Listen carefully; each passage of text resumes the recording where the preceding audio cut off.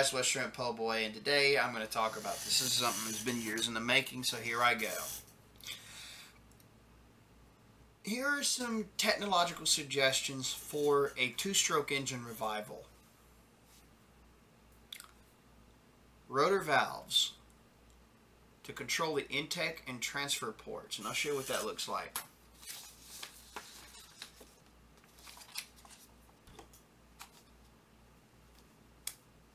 Okay. One of the best Christmas presents I ever got. Now I will show you this. Okay. You see this over here? That's a throttle body. That's like an air inlet with throttle or something. Okay. This is air intake. Air goes into here. The crankcase spins around and squeezes that a little bit and then sends it up this port. This is called a transfer port. Okay. It's called the transfer port section. That right there. If you put a rotor valve right there and you raise the height of this engine just a little bit, so it'll partially insulate that from the heat. You have a valve that would open and close at the right timing. That allows air to suck in, compress harder, and then shoot it up through the transfer ports at the right timing. We've done this over 100 years ago, as shown in Harper's gasoline engine encyclopedia. But doing this now and using a technology we figured out how to, we as in humans, figured out how to make back in 1980s? The 1980s?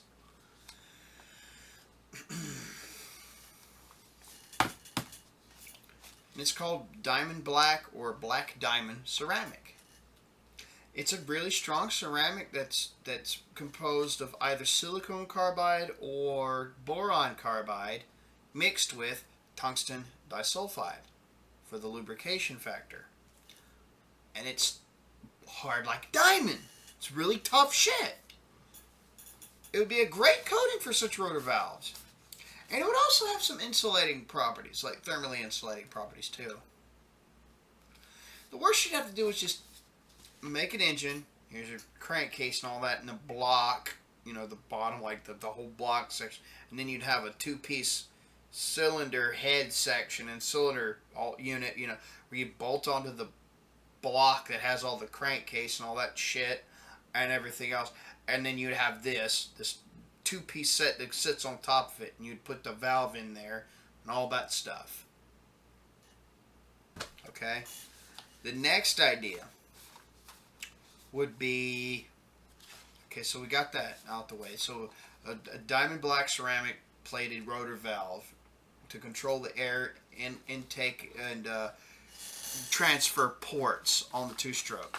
Okay, good. So we're golden. We're good. We got there.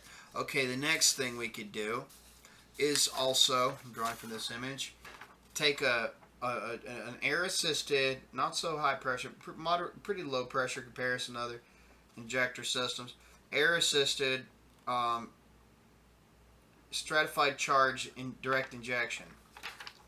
This was taken from the Orbital Flex DI technology, and it's legitimate. It's actually out in use. They actually have engines that use this.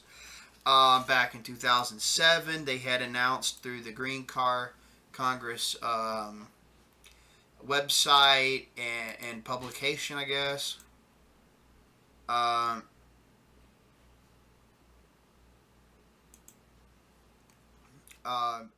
in I guess in 2007, September and October 2007, Polaris Industries had an engine that uses this. And it's using this direct injection system, and called the MV800 engine. It's pretty kick-ass. It was used to power their military vehicles that they got, and it can run on gasoline, jet fuel, and highway diesel in an emergency and run just fine. And it's because of this technology. Now, the company this came from, Orbital, been around since the 70s. It was started by an Australian inventor, an engineer, and mechanic that was trying to come up with something called the orbital engine. Well, the injection system was actually an offshoot from that.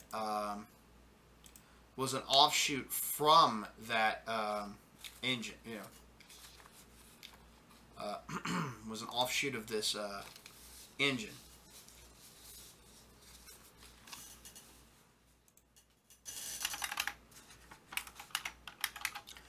So what happened is this vehicle can actually do the technology is very promising, is what I'm getting at here, and this could be applied to two-stroke internal combustion engines. And if you want it to be electronically controlled, fine. But here's the thing: you can use the best components, best circuitry parts, EMP shield and electrostatic shield, the electronics to that, to the whole thing, the whole shit and caboodle, and the cables connecting everything as much as possible, and install this to like V8 two-stroke engines. Just this injection tech, and then paired with the next thing, plasma ignition alone would drastically amplify,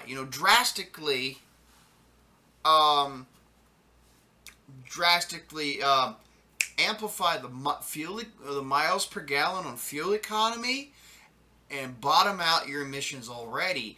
Adding this advancement to the rotary valve for two-stroke engines that I'm talking about would add to this even further, because better air control. And